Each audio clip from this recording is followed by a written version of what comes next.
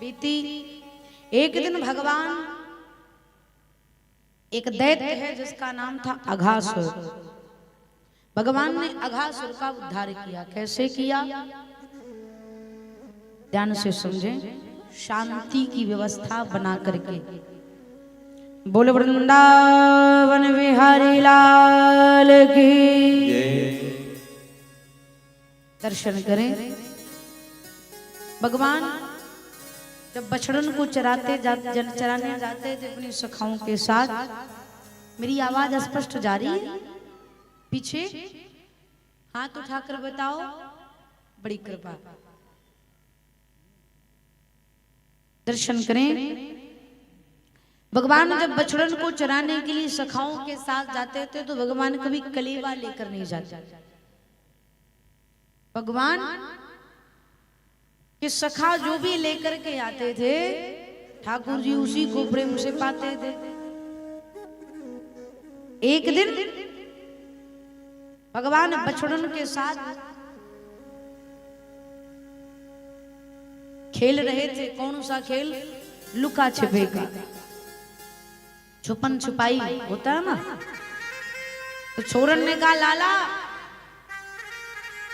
हम सब छुपेंगे और तुझे ढूंढना है। हा ये कथा आज की नहीं, अनादिकाल से चली आ रही। जीवात्मा और परमात्मा में यही खेल होता है।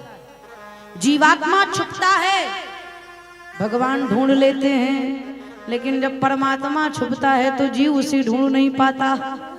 यद्यपि परमात्मा हमारे भीतर छुपा है, लेकिन हम उस परमात्मा का दर्शन नहीं कर पाते।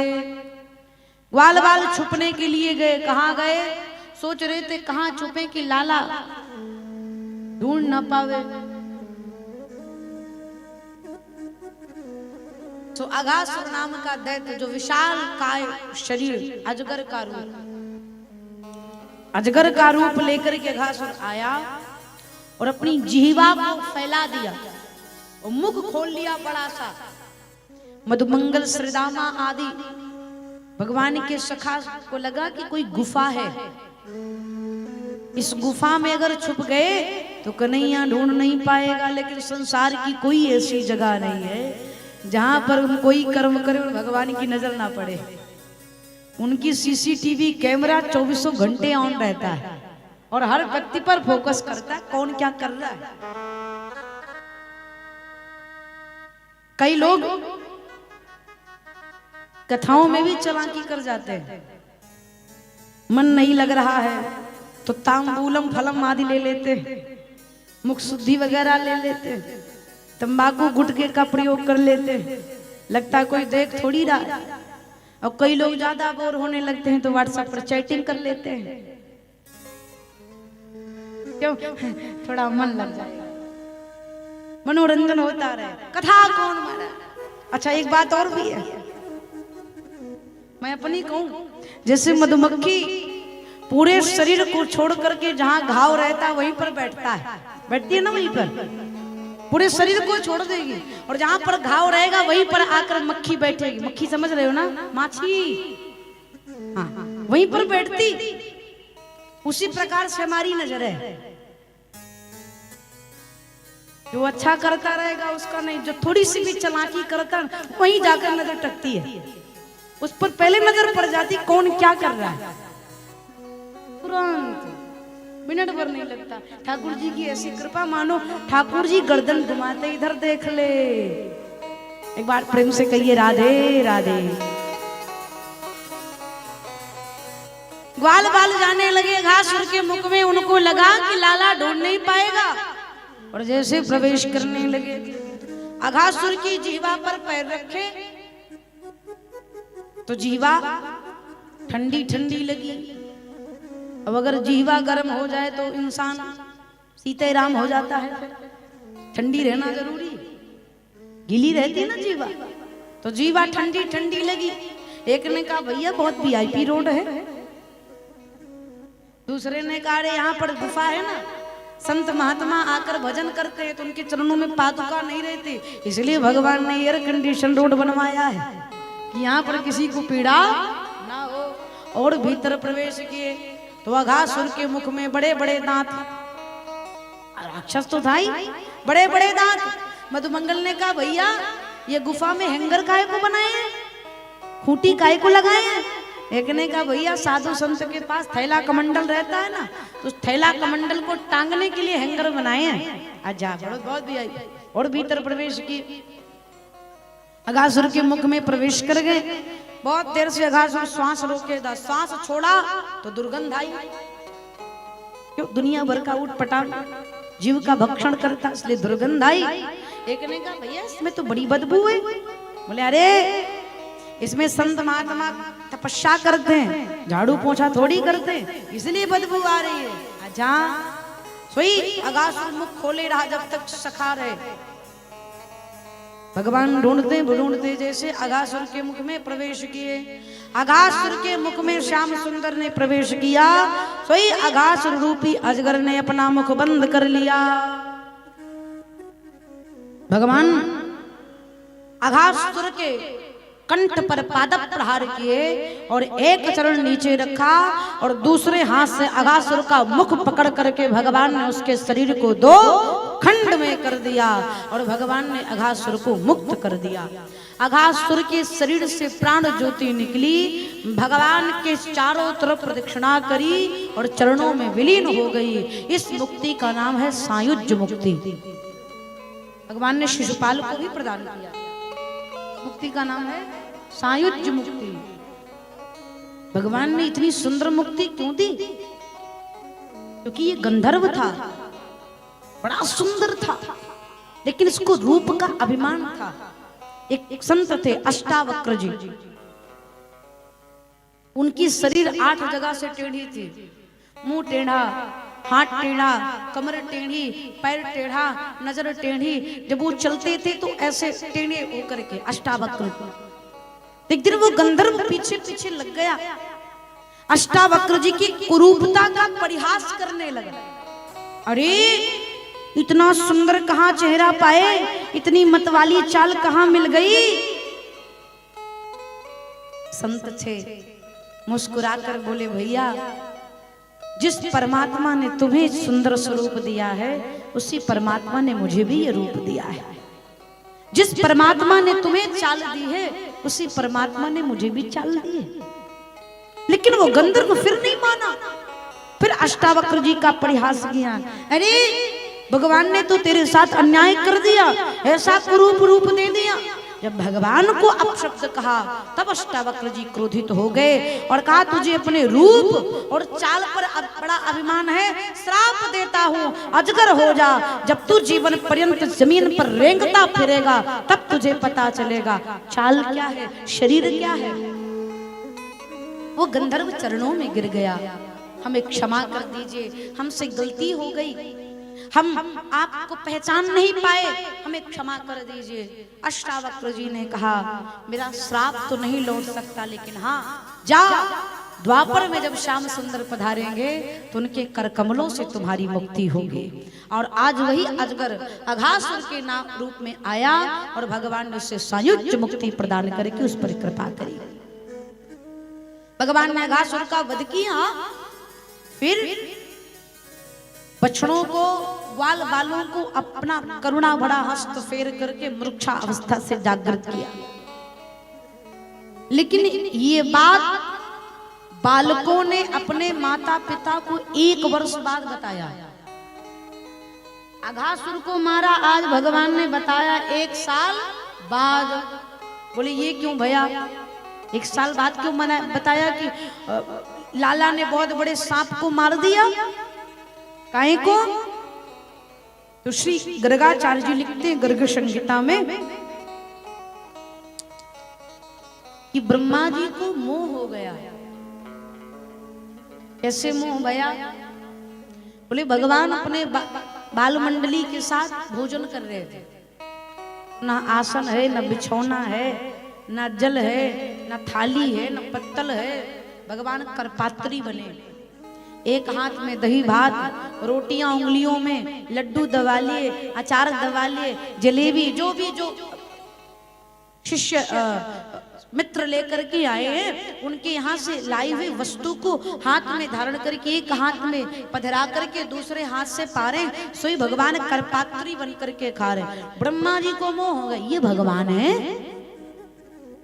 सबका जूठा खा रहे, करपात्री बने, ना आसन है, ना हस्तो प्रक्षाल्यम किया, ना भोग लगाया, ना ध्यान किया, ये भगवान नहीं हो सकते, ये तो कोई सामान्य सा बालक है। चार मुख वाले चतुरानन चक्कर में पड़ गए, परिणाम भगवान के बछड़े को चुरा ले गए।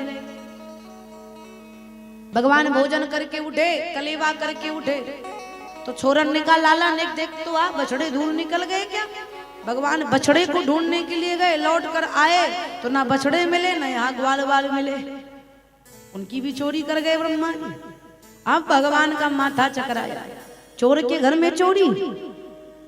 वृंदावन के सबसे बड़े चोर हमारे श्याम सुंदर, उनके घर में कौन चोरी कर लिया। तब देखा भगवान ने कहा ओह मेरा बेटा है, अपने बाप से चालाकी कर रहा है। नारायण के पुत्र हैं ब्रह्मा जी, बेटा इतना बड़ा हो गया कि बाप से चालाकी कर रहा है। तो बेटा मैंने भी तेरी उत्पत्ति की है, मैं तुझसे 2 हाथ आगे हूं। तो भगवान बछड़े बन गए, भगवान ग्वाल बाल बन गए। भगवान जिस रंग का जो वस्त्र पहना था, लकुटी लिया था, लाठी लिया था, भगवान वस्त्र और लाठी का भी रूप धारण किए। और केवल भगवान स्वरूप ही नहीं धारण किए, भगवान स्वरूप का स्वरूप बनाए और स्वभाव का भी स्वरूप भगवान धारण कर लिए। आहा, इतने दिन तक, 1 साल तक। तो किसी ने कहा क्या आवश्यकता थी भगवान को बछड़े बनने की, ब्रह्मा जी के यहाँ से ले आते। बछड़े और ग्वाल बाल बनने की क्या जरूरत थी, इसके पीछे भी कारण था। जब गौ माता यशोदा जी को श्याम सुंदर को अमृत पान कराते देखती थी ना, उनके मन में भाव जगता था, काश कन्हैया को हम भी अमृत पान करा पाते। भगवान ने गौ माता के भाव को पूर्ण करने के लिए उनके बछड़े का रूप धारण कर लिया, जिससे उनका स्तन पान कर सके श्याम सुंदर। ग्वाल बाल क्यों बने, गोपियों के मन में भाव जगता कितनी बड़भागनी है यशोदा, जो कन्हैया को गोद में लेती हैं, माखन खिलाती हैं, सुलाती हैं, स्नान कराती हैं, लाड लड़ाती हैं, काजल लगाती हैं, खेलती हैं, दौड़ती हैं, भागती हैं। कितना सुंदर सौभाग्य है। ठाकुर जी ने कहा चिंता ना करो, यही सौभाग्य हम तुम सबको भी देंगे। और समस्त गोपियों के पुत्र बन करके भगवान सबको सुंदर आनंद प्रदान कर रहे हैं। गर्गाचार्य जी तो यहाँ तक कहते हैं कि श्री शांडिल्य ऋषि को पता चल गया कि आजकल जितने वृंदावन में ग्वाल बाल हैं ये सब श्याम सुंदर हैं, असली वाले ब्रह्मा जी के पास हैं। तो इन्होंने बरसाने में सूचना भिजवा दी कि जो इस समय अपनी लालियों का विवाह करेंगे, बेटियों का विवाह वृंदावन में करेंगे, उन बेटियों का सौभाग्य कभी खंडित होने वाला नहीं है। क्यों? इस समय जितने ग्वाल बाल हैं सब श्याम सुंदर हैं, और जो स्त्री श्याम सुंदर का वर्ण कर ले उसका सौभाग्य कभी जीवन में खंडित होने वाला नहीं है। सगरी लालियों का विवाह भया कहाँ? वृंदावन में श्याम सुंदर के साथ, उन्हीं गोपियों के साथ आगे चल करके भगवान ने महाराज की लीला करी है। आहा, दर्शन करें। एक दिन बलराम जी ने कहा कन्हैया इधर आ। क्या बात है भैया? बोले लाला एक बात बता, आजकल वृंदावन में मुझे दाल में कुछ काला नजर आ रहा। ठाकुर जी ने हंस करके कहा पूरी दालें काली है। एक बात बता, ये ग्वाल बालों पर सब में तेरा दर्शन क्यों हो रहा है? मुझे आजकल बछड़ों में भी तेरा दर्शन हो रहा है, काहे को? ठाकुर जी ने कहा मेरा दर्शन मतलब मैं ही हूं। तो यहाँ वाले कहाँ गए? बोले ब्रह्मा जी ने किडनैप किया है। अच्छा, ब्रह्मा जी का 1 मिनट हमारा आपका 1 वर्ष बराबर है। परिणाम श्री सुखदेव जी परीक्षित जी से कहते हैं राजन, ब्रह्मा जी ने सोचा चलकर देखिए अगर बालक रो रहा हो तो हम उसके बछड़े और बालक लौटा दें। लेकिन ब्रह्मा जी ने नीचे देखा तो भगवान कबड्डी खेल रहे हैं सखाओं के साथ, बछड़ों को चढ़ा रहे हैं, खेल रहे हैं। अब 4 मुख वाले चतुरानन चक्कर में पड़ गई, ये सही की ये सही। नीचे आकर देखे कि असली वाले हैं कि मूर्ति उर्ति से बनाया गया है। नीचे आकर देखे तो वही ग्वाल बाल। और जैसे ब्रह्मा जी ऊपर से नीचे आए, सोई श्याम सुंदर ब्रह्मा बन करके ब्रह्मलोक पहुंच गए। द्वारपालों को लगा हमारे स्वामी आ गए। द्वारपालों से भगवान ने कहा, सुनो, नकली ब्रह्मा बहुत घूम रहे हैं, कोई यहाँ में तो प्रवेश मत करने देना। जो आज्ञा सरकार। ठाकुर जी भीतर गए, असली वाले ब्रह्मा जी आए। द्वारपालों ने कहा, बहरूपी है, कहाँ जा रहे हो? दाढ़ी लगाकर ब्रह्मा जी बन गए। ब्रह्मा जी को लगा हमारी सत्ता भी गई लगता है, कुर्सी भी छिन जाएगी। बोले, भैया हम यहाँ के मालिक हैं, तुम सबको नौकरी से निकाल देंगे। द्वारपालों ने कहा, हमारे मालिक तो भीतर बैठे, तू तो कोई बहरूपिया है।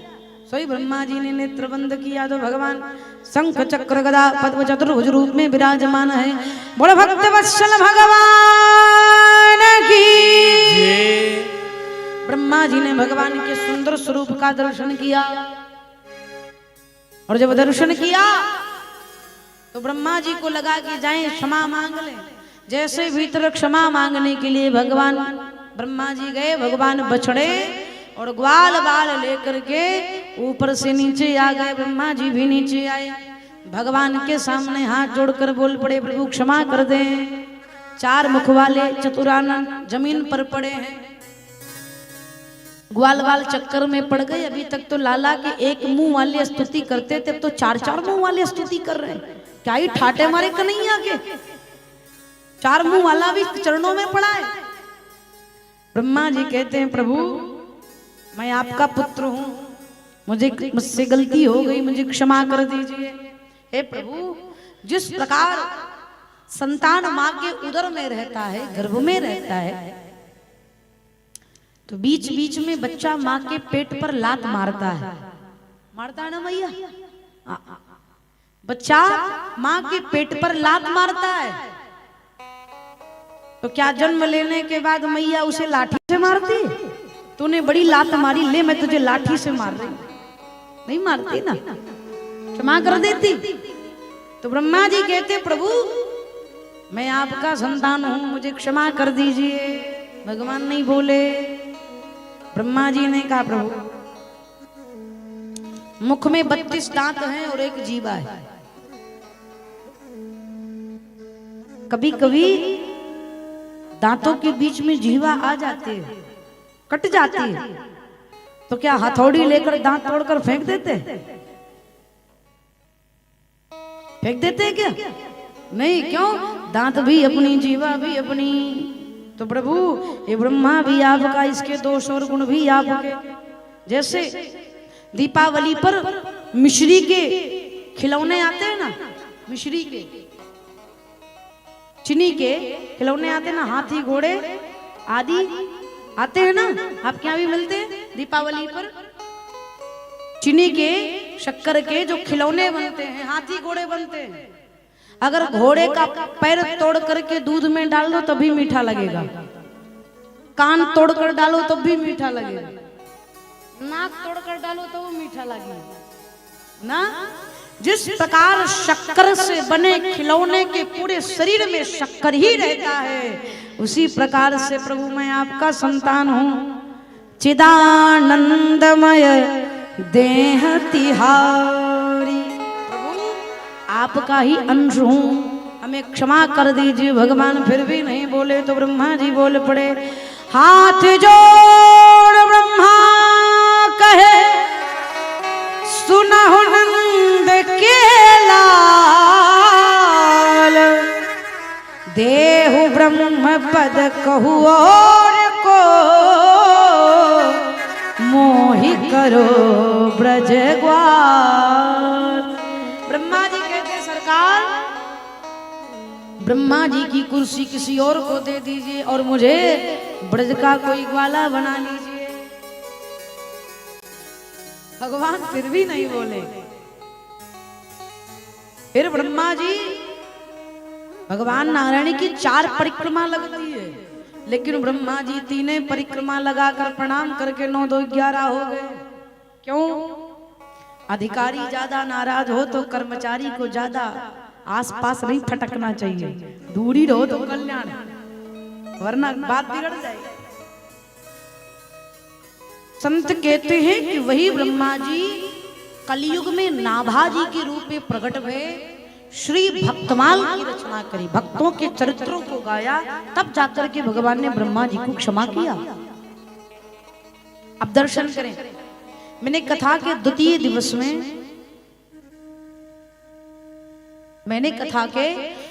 दिवस में पंच देवता की पूजा की प्रक्रिया बताई थी। पंच देवता कौन कौन से? सूर्य भगवान, गणेश भगवान, दुर्गा मैया, भोले बाबा और भगवान नारायण, ये 5 देवता बताए थे। तो कौन से देवता की कितनी परिक्रमा लगती है ये शास्त्र कहता है। जो ना तो नहीं करना चाहिए, जिसको नहीं पता वो कितनी भी लगाए, लेकिन जिसको पता है वो सावधानी बरते। तो सबसे पहले सुने, सूर्य भगवान की 7 परिक्रमा, सूर्य भगवान की 7 परिक्रमा, भगवान नारायण की, राम जी की, कृष्ण जी की, नारायण की 4 परिक्रमा। कितनी? जोर से बोलो। 4। भगवान गणेश की 3 परिक्रमा, गणेश भगवान के मंदिर में जाओ तो 3 परिक्रमा लगाओ। कितनी? दुर्गा मैया, काली मैया, चंडी मैया, विंध्यवासिनी मैया, संतोषी मैया, जितनी मैया है सगरी मैया की 1 परिक्रमा लगती है। मैया की 1 परिक्रमा। और भोले बाबा की आधी, शंकर भगवान की आधी परिक्रमा लगती है। मंदिर में जाइए, शिवालय में शिवलिंग से जहां जल निकलता है, अर्घा बना रहता है, उस अर्घे को कभी लांघना नहीं चाहिए। उसको लांघने से सारा पुण्य क्षीण हो जाता है मैया। इसलिए शंकर भगवान की आदि, पुनः सुन ले, सूर्य नारायण की 7 परिक्रमा, सूर्य भगवान की 7 परिक्रमा, भगवान नारायण की 4 परिक्रमा, गणेश भगवान की 3 परिक्रमा, दुर्गा मैया की 1 परिक्रमा, भोले बाबा की आधी। ये परिक्रमा लगाने की विधि है। जिसको जिसको न याद हो यूट्यूब में फिर से सुन लेना, लेकिन इस पद्धति को याद रखना। भगवान ने ब्रह्मा जी के मान का मर्दन किया। आगे चल करके भगवान ने ब्रजवासियों को वैकुंठ का दर्शन कराया। तो कैसे कराया? एक बार एकादशी की रात्रि को ब्रह्म बेला समझ करके नंद बाबा अर्धरात्रि को ही यमुना जी में कूद गए स्नान करने के लिए। अब आधी रात को यमुना जी में कूदे, सोई जल के देवता है वरुण देव, नंद बाबा को अपने दूतों से कहा पकड़ ले आओ। पकड़ कर ले गए। किसी ने जाकर कन्हैया से बताया, लाला नंद बाबा यमुना जी में डूब गए। सोई ठाकुर जी ने छलांग मारी और सीधे वरुण लोक पहुंचे। वरुण देवता ने जैसे श्याम सुंदर को देखा, अपने आसन से उठकर खड़े होकर दंडवत प्रणाम किए, षोडशोपचार से पूजन किया। भगवान ने कहा, अरे भैया पुत्र की इतनी खातिरदारी और हमारे पिताजी को किडनैप कर लिए, ये कहाँ की बुद्धिमानी। वरुण देवता ने कहा, आपके पिता हैं, क्षमा करें प्रभु, हमें क्षमा करें।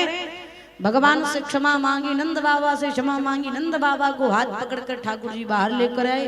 अब नंद बाबा सुबह होते पूरे वृंदावन में बोले, बड़े मेरे लाला की पहुंच बहुत दूर दूर तक है, बड़े बड़े देवता भी इसके चरणों में पड़े रहते हैं, बड़े बड़े देवी देवता इसके चरणों में पड़े रहते हैं, बहुत दूर तक पहुंच है।